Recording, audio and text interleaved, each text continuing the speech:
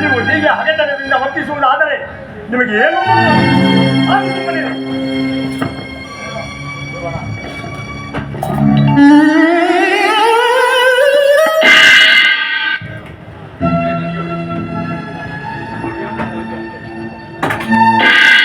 ಅಶ್ವತ್ಥಾಮರೇ, ಈ ವರದ ಬಾಣವು ಪ್ರಯೋಜನವಿಲ್ಲದೆ ಗುರಿಯನ್ನು ತಪ್ಪಿ ದೂರದಲ್ಲಿದ್ದು ನಾವು ಅದನ್ನು ನೋಡಿ ಆದರೂ ತಿಳಿದುಕೊಳ್ಳಿರಿ.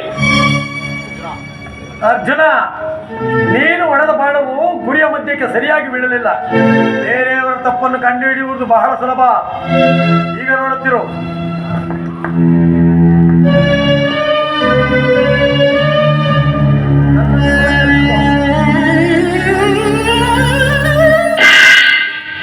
ಗುರುದೇವ, ನಾನು ಗುರಿಯ ಮಧ್ಯಕ್ಕೆ ಸರಿಯಾಗಿ ಬಾಣವನ್ನು ಬಿಟ್ಟರೂ ಸಹ ಈ ಅಶ್ವತ್ಥಾಮರ ಅಸೂಹೆಯಿಂದ ಅದು ಸರಿಯಿಲ್ಲವೆಂದು ಹೇಳುತ್ತಿರುವರು.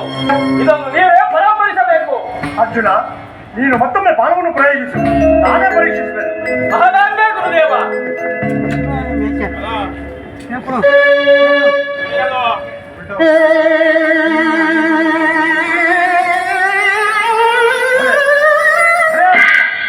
ಕಾರ್ಯ ಶಕ್ತಿಯನ್ನು ಮೂಲೆ ಅಂತರವನ್ನು ನೋಡಿ ಇದೇ ರೀತಿ ನೀನು ಧನುರ್ಧಾಭ್ಯಾಸವನ್ನು ಮಾಡುತ್ತಾ ಬಂದರೆ ನಿನಗೆ ಸರಿಸಬಹುದು ಈ ಮೂರು ಲೋಕಗಳಲ್ಲಿ ಯಾರೂ ಇಲ್ಲದಂತ. ಭೀಮ ದುರ್ಯೋಧನರೇ, ನಿಮ್ಮ ಗದಾಯುದ್ಧದ ಶಕ್ತಿಯನ್ನು ಪ್ರಯೋಗಿಸುವಂತಾಗಿ. ಅಪ್ಪಣೆ ಗುರುದೇವ. ಗುರುದೇವ.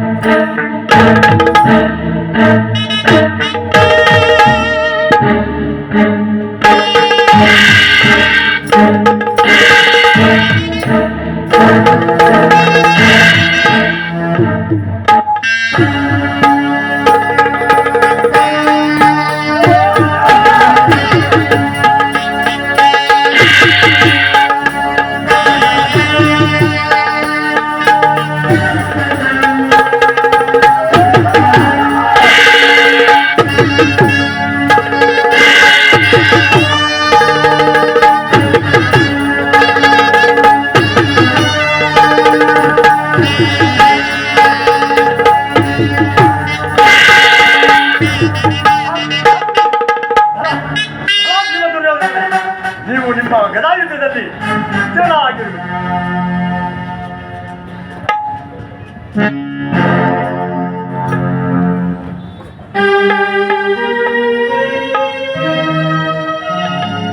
ಗುರುದೇವ, ನಮಸ್ಕರಿಸುವುದು. ಮಂಗಳವಾಗಲಿ. ಯಾರು ನೀನು? ಇಲ್ಲಿಗೆ ಏಕೆ ಬಂದಿರುವೆ? ಗುರುದೇವ, ನನಗೆ ಕುಲಗಾಂತಿಗಳ ಸೋಂಕನ್ನು ತಿಳಿಯದು. ಆದರೆ ನಾನು ಸೂತರ ಪೋಷಣೆಯಲ್ಲಿ ಬೆಳೆದರು. ನನ್ನನ್ನು ಕರ್ಣನೆಂದು ಕರೆಯುವುದು. ನಮ್ಮಲ್ಲಿ ಚಾಮುಂಡಿಯನ್ನು ಕರೆಯಬೇಕೆಂಬ ಮಹದಾಸೆಯಿಂದ ಇಲ್ಲಿಗೆ ಬಂದಿರುವೆ. ನನ್ನನ್ನು ನಿಮ್ಮ ಶಿಷ್ಯನನ್ನಾಗಿ ಅಂಗೀಕರಿಸಿ ನನಗೆ ವಿದ್ಯಾದಾನವನ್ನು ಮಾಡಬೇಕೆಂದು ಬೇಡಿಕೊಳ್ಳುವುದು ಗುರುದೇವ.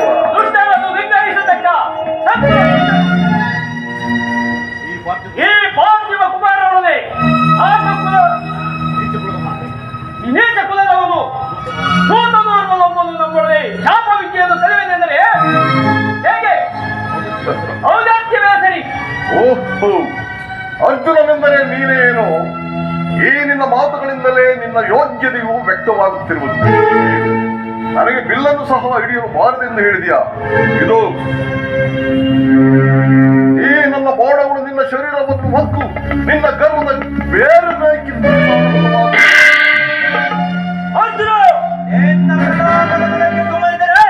ಹೋಗು.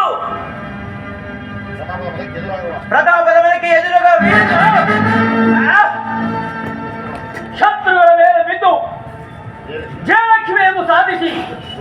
ಕುಲ ಸಂಪನ್ನದಿಂದ ಬೆರೆಯುತ್ತಿರುವ ಈ ಕ್ಷತ್ರಿಯರು